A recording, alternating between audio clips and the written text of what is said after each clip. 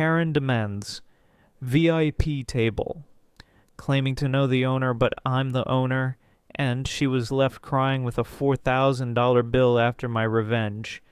Before watching the video, drop a comment telling me where you're watching from. I'd also really appreciate a like and a subscribe. The most interesting comment will be included in the next videos. Thank you to each and every one of you. Enjoy watching. I couldn't sleep that night. The kind of restless pacing insomnia where your thoughts loop like a broken record. I'm Marcus, 36 years old, male, and I own a mid-sized restaurant in the city. It's not Michelin star fancy, but it's classy enough that local athletes, news anchors, and even the mayor have dined there. We've got this one corner booth, our VIP table, that's practically sacred. Candlelit, tucked away, velvet curtains for privacy. I only ever give it to people I really trust because it makes whoever sits there feel untouchable. So picture this. A Friday night, house is full, kitchen humming, the smell of garlic butter and seared steak in the air. I'm out on the floor in my usual blend-in clothes, black button-up, rolled sleeves. I like to float between roles, manager, waiter, busser, whatever needs doing. That's when they walk in. 6 women all dolled up, perfume hitting before they even reach the host stand. In the middle of them is her, Queen Karen. That's what my staff later dubbed her, and honestly, it fits. Platinum blonde bob, designer clutch like it's a weapon, and this look on her face like the world should roll out a carpet just because you showed up. She doesn't greet the host, doesn't even glance at the people waiting. Just clicks her nails on the podium and says, "We'll be taking the VIP table. The owner is a friend of mine." I was standing close enough to hear it. My host froze, caught in that awkward limbo between wanting to say no and not wanting to piss off a customer. I step in, smiling like I'm just some regular waiter. "The VIP table is usually reserved, ma'am. Do you have a reservation tonight?" Her eyes flick over me, head to toe, then she laughs. Not the polite kind, but the "are you serious, peasant" kind. "Honey, I know Marcus. He said I could sit there any time." The other women nod like backup singers, tossing their hair, pulling out their phones like they're too busy to be questioned. And in that moment, I could have said, "Actually, I'm Marcus." Could have ended the whole charade. But then she smirked, tilted her head and said, "What are you, the waiter? You don't need to know who I know. Just do your job." That did it. The little jab about my job, like I was beneath her. I felt this tightness in my chest. Not anger exactly, but something colder. That slow burn you only get when someone thinks they have already won. So I smiled wider. Of course, right this way. Inside, though, I was already building the stage for their downfall. Walking them to the VIP booth was surreal, like guiding a pack of hyenas into a velvet cage. The other diners turned to look. That table wasn't just a spot to eat, it was a statement. A private corner, deep burgundy curtains, dim golden light. Usually people lower their voices when they sit there. These women. They immediately made the space louder. Queen Karen slid into the middle seat like a monarch on her throne, while her entourage, 5 women whose names I never caught, but whose personalities screamed backup dancers, flanked her. One of them actually snapped her fingers at me before I even handed out menus. "Drinks. Top shelf only. None of that cheap crap," Karen announced, not even looking up from her phone. Now here's the kicker. We do comp drinks sometimes for VIPs, but I decided to twist it. Absolutely. Marcus always makes sure friends get it taken care of. First 3 rounds are on the house tonight. That got her attention. She lowered her phone, smirk tugging at her lips. "See, ladies, I told you. I'm basically family here. They all laughed, clinking glasses like the scene was already scripted. I walked back toward the bar, and one of my bartenders, Ray, raised an eyebrow. You sure about this? That's a sacred booth. Trust me, I said quietly. Let them drink. Round after round I delivered their cocktails. Cosmos, martinis, something neon with smoke coming off it because Karen wanted something Instagram worthy. Each tray I set down, the comments came sharper. Careful with the glass, waiter. This isn't Applebee's. God, do they train you people here, or are you just winging it? Karen even leaned close once and whispered, You know, with a little effort you could probably work your way up to bartending. Maybe. If Marcus likes you. I kept my face neutral, but inside? Every jab was like kindling. The staff noticed too. Whispers spreading through the kitchen about how this owner's friend was treating me like dirt. By the time their menus came out, the unpriced ones, reserved only for guests who know what they're doing, they were buzzed, giggling too loud. Karen ordered truffle risotto, wagyu steaks, caviar, because why not? The others followed suit, stacking dish after dish. They thought they were untouchable. Karen leaned back against the velvet, sipping her champagne, and said loud enough for half the room to hear, This is why I love knowing Marcus. Nobody else in this dump gets this treatment. And I smiled, because she had no idea she'd just dug her own grave. They kept ordering, not because they were hungry, because Karen treated food like status jewelry. Truffle risotto, wagyu flat iron for two, a whole tin of Osetra because she decided tonight was the night she'd indulge. They pointed at the unpriced menu like kids picking toys. That one, and 3 of those. Make those plates ridiculous. Each order came with a lyric of entitlement, an extra flourish, a little performance for the table and their phones. Ray and I exchanged looks behind the bar. He mouthed, You good? I nodded. Yeah, let it ride. I'd already told the kitchen to mark the first 3 rounds comped and to stop comping anything after that. The waitress on duty, Leah Bright, new, who'd been trying too hard to impress, kept glancing at me with that half-panicked smile servers get when their station goes nuclear. I gave her a quiet thumbs up. Don't panic. Make it seamless. They got louder. Karen started issuing orders like commands. Bring us the vintage. No, the Dotaisu and Tool. That one, yes. She tapped the table, then the hostess, then me, as if everything in the place existed to underline her worth. One of the entourage, a woman with painted-on lashes and a voice like a squeaky Snapchat filter, complained about the lighting, lifted the velvet curtain with dramatic fingers, and peered into the dining room as if inspecting livestock. She yanked the curtain too hard. It snagged. The hook tore with the soft, expensive wine, and the curtain sagged, revealing the little plaque that reads, Reserved Private Guests. Heads turned. Karen laughed and waved it off. Oops, my bad, whatever. She tossed a paper serviette at me like a napkin-tossing gladiator. My hand moved instinctively to catch it. She pulled it back and flung it, and it hit me in the chest. The room went still for a beat, guests noticing the cadence of cruelty. My team bristled. Leah moved to pick up the serviette, and the woman snapped, Don't touch my napkin, gross. That snap under small, childish, deliberate, sent a cold thrill through me. You teach people lessons in different ways. One is public humiliation, another is learning through consequence. Tonight, I wanted them to learn through consequence, not spectacle. Let them be loud. Let them chew loudly and flaunt it. Let them order the $125 oysters and the $80 foie gras to post online. They would be glamorous in pictures and grotesque on the bill.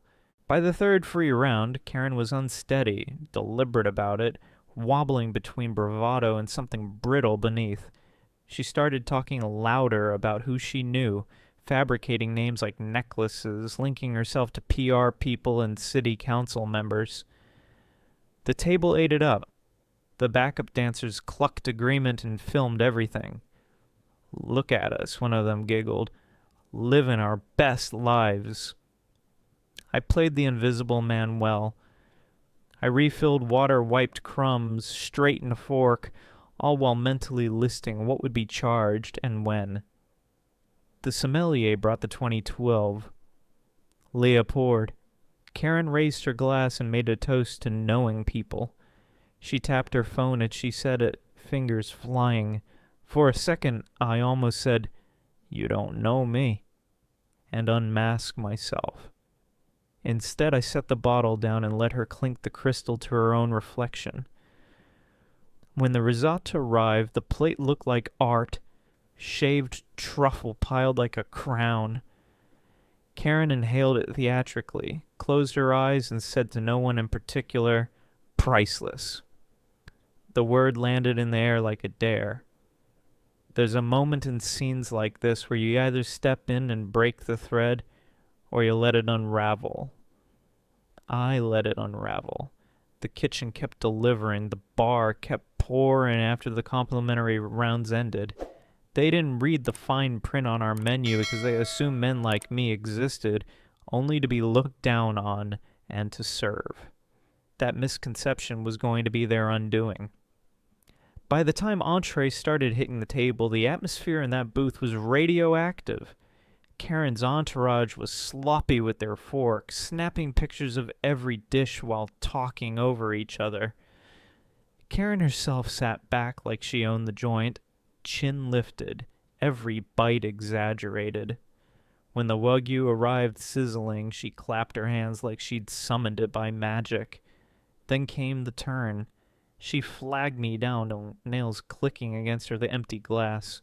"Waiter, more champagne. The same bottle. And hurry." I leaned in, polite as ever. "Of course. Just to clarify, the complimentary rounds ended after the third. Everything now is added to the bill." Her head snapped toward me, eyes narrowing. "Excuse me. Marcus said drinks are free whenever I'm here." Her voice carried. Nearby diners turned, curiosity sparking. I repeated calmly, "First 3 rounds are complimentary. After that, it's standard pricing." The smirk slid off her face. She shot a look at her friends, then barked a laugh that was more bark than laugh. "Do you know who I am? I'm practically family here. Marcus told me personally. Call him right now." She shoved her phone toward me like I was supposed to dial my own number. Inside, I was on fire. Outside, cool as ice. "Happy to fetch the manager if you'd like." That set her off. She slammed her palm on the table so hard silverware jumped. "No, I want Marcus. Get him now." The booth went quiet. One of her friends whispered, "Karen, maybe just—" But she cut her off with a hiss. Her lipstick was smudged from too many drinks, mascara threatening to run, but she doubled down. "If you don't bring him here in 2 minutes, I swear I'll have this place shut down. I know people." The dining room were watching now, forks frozen midair. My staff hovered near the bar, waiting. So I nodded, understood, and walked away. In the hallway mirror, I caught my own reflection, sleeves rolled, jaw set. This was it. The moment I stopped playing invisible and took back the room. When I returned, I didn't come as the waiter. I came as the owner. I walked up slow, slid her bloated check folder onto the table, and placed both hands flat on the polished wood. "Karen," I said, calm but firm, "you've been asking for Marcus all night." I held her gaze steady as steel. "Well, here I am." The blood drained from her face, her mouth open and closed like a fish yanked out of water. For a second, Queen Karen, so loud, so commanding, looked utterly speechless. Her entourage froze too, wide-eyed, clutching their champagne flutes like props in a bad play. "You're lying," she finally snapped, though her voice cracked. You're just some waiter trying to look important.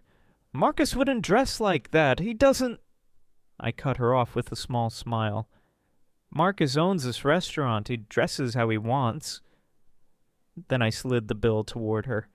"And Marcus has been watching you all night." Her manicured hand trembled as she flipped the folder open. The second her eyes hit the number, her whole facade shattered. $4,362. All neat, printed, undeniable.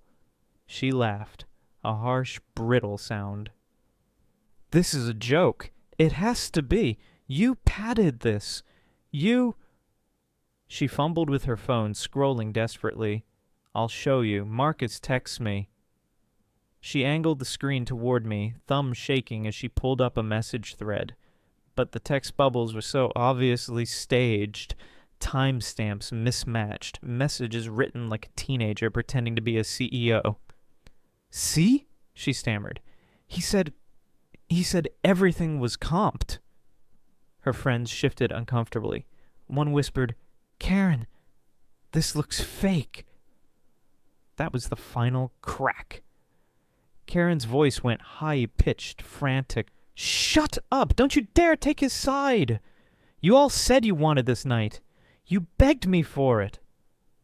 She shoved the phone across the table so hard it skidded into a champagne glass, sending liquid sloshing over the velvet seat.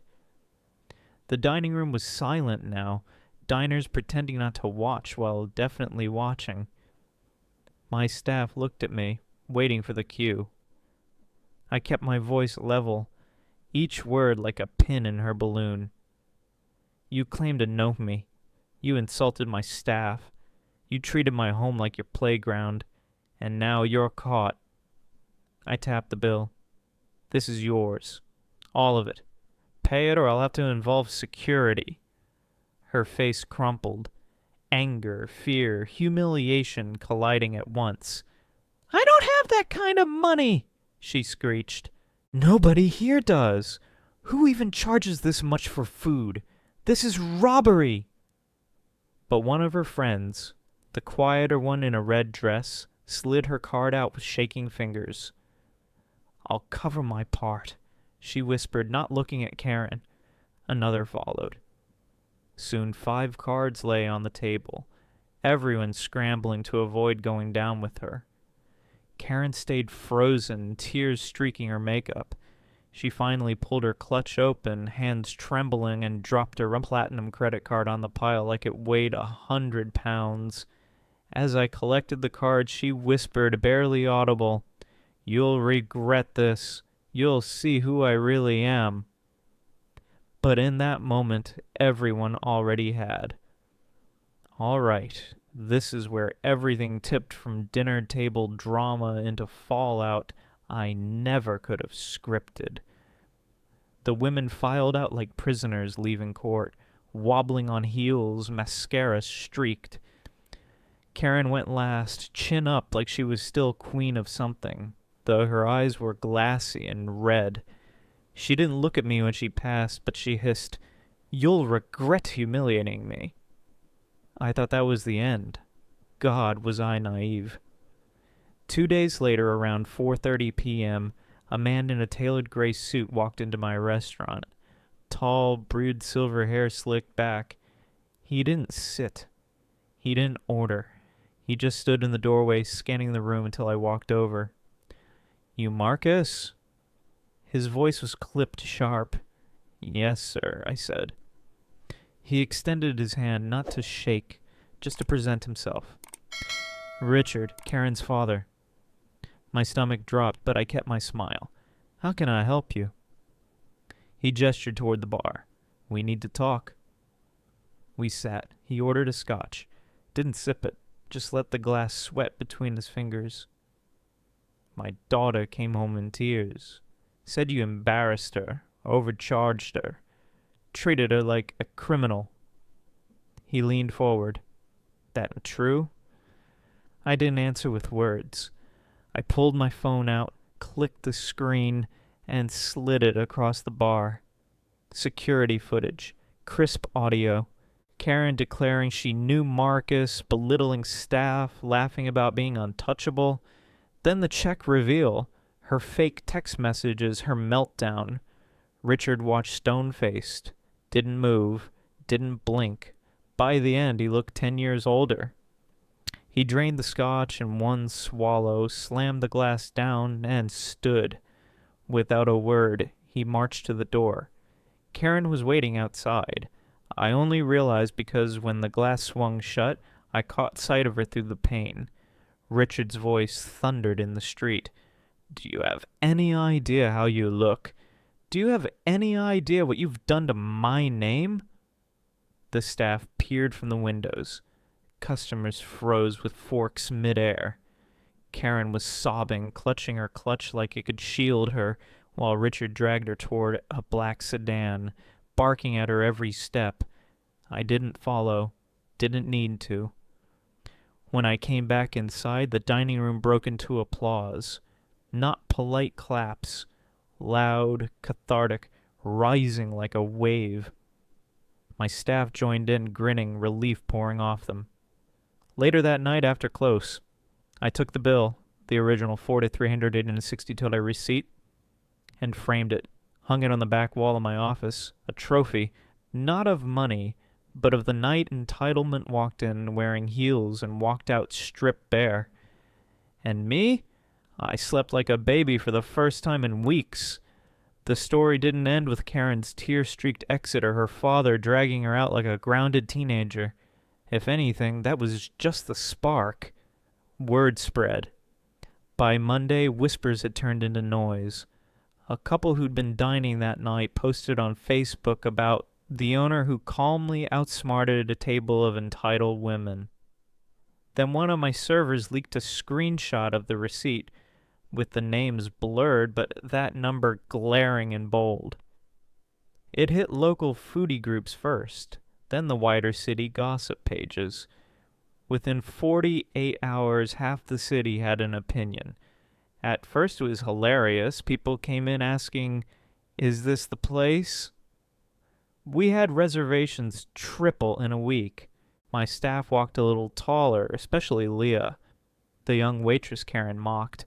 She suddenly had customers leaving her extra tips with notes like, "For surviving Queen Karen." But Karen didn't vanish. She tried damage control, posting on Instagram about unfair treatment and exploitative practices. Her post had her crying in her car, mascara smudged, insisting she was targeted for being a strong woman who speaks her mind. Problem was, screenshots of her tantrum at my restaurant were already circulating. People compared the footage to her post and ripped her apart in the comments. That's when she escalated. Tuesday night, we found one of our dumpsters tipped over in the alley, trash scattered, broken bottles glittering in the moonlight. Wednesday morning, someone, I wonder who, called in a fake complaint to the health department. They showed up, checked us out, and left laughing because we run a tight ship. But the message was clear. Karen wasn't done. The breaking point came Friday. We had a full house when suddenly the front door banged open. Karen herself stormed in, cheeks flushed, eyes wild. She was carrying a manila folder stuffed with papers. My heart sank. I thought, lawsuit. She stomped up to the host stand, waving the folder. "You people think you're funny. You think you can humiliate me and get away with it? I'm suing this entire establishment for harassment, defamation, and fraud." The room went dead silent. I walked out from behind the bar, calm as ever, even though my pulse was a war drum. "Karen, we have everything documented. Every word, every action, including your threats. You should leave before this gets worse." She sneered. "You don't scare me. My lawyer—" But right then, as if scripted by fate, Her father walked in. Same gray suit, same ice in his voice. He didn't even look at me, just at her. "Karen, outside, now!" The dining room buzzed like a hive. Karen faltered, voice trembling. "Dad, I was just... now." And for the second time in 1 week, she was dragged out of my restaurant, the whole place watching, half the guests whispering, half laughing. I stood there, heart hammering, knowing this wasn't just about food anymore, this was personal. And Karen wasn't the type to quit. By the time the weekend ended, I was running on adrenaline and black coffee. Every time the front door swung open, I half expected Karen to come storming back in with cops, lawyers, or a film crew. But she didn't. She went quiet. Too quiet. Monday morning, I got a call from one of my suppliers. "Hey, Marcus, just so you know, someone called pretending to be you. Tried to cancel your weekly order." My blood boiled, but I wasn't even surprised. It was Karen's M.O. Sabotage in the shadows after humiliation in the spotlight. That night, though, fate handed me the finale. Richard, the father, returned. Oh, no suit this time. Just slacks, a polo, and a face that looked carved from stone. He asked to see me privately in my office. I braced for war. Instead, he placed a sealed envelope on my desk. Inside was a typed letter from Karen's attorney, retracting everything. No lawsuit, no claims, nothing. Just a formal withdrawal. Richard looked at me with tired eyes. "She's finished, Marcus. You'll never hear from her again. I've taken care of it." I didn't ask what taking care of meant. I didn't need to. The man looked like he'd aged a decade in a week. And then, because the universe has a dark sense of humor, Karen herself appeared outside the glass office window. Not storming, not screaming. Just standing there, mascara-smudged hair messy, eyes hollow. She mouthed something at me. "You ruined me." Richard turned, saw her, and barked, "Car! Now!" She flinched like a child and obeyed. The door slammed, his footsteps fading. That was the last time I saw her. A few days later, one of my bartenders slid a folded piece of paper across the counter. "Boss, you're going to want to keep this." It was a printout from a local gossip site. Photos of Karen crying outside a courthouse, captioned with rumors of her family cutting her off financially. I didn't smile. Not then. But when I got back to my office, I looked at the framed receipt. $4,332. The bill that started it all. I tapped the glass and finally laughed. Because in the end, she hadn't just paid that tab. She'd paid the price of her own arrogance. And I hadn't lifted a finger outside my own house rules. The velvet booth sat empty that night. Curtains drawn. A reminder. Not just of entitlement, but of what happens when someone mistakes kindness for weakness. I left the receipt hanging there. Not as a trophy, but as a warning. Some lessons you only learn the hard way. If you liked the video, subscribe to the channel and like it. You can also watch more shocking stories in the playlist.